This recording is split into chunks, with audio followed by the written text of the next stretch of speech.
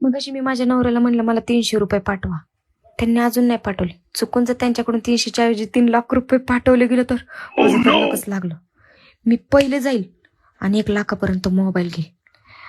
असं पण हा मोबाईल लय डबडं झाले आणि भारी भारी रील्स काढल आणि ना 50,000पर्यंत कोणतरी पोरग नाही तर पोरगी ठेवल माझी व्हिडिओ काढायला.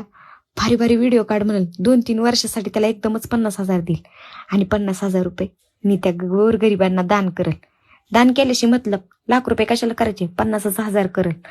आणि आता उरलेल्या 1 लाखच मी जाऊन मस्त मला पैकी ना साड्या घेईल, मेकअपचं सामान घेईल 50,000पर्यंत आणि 30,000चं माझे भांडे लय मुडके तुडके झाले.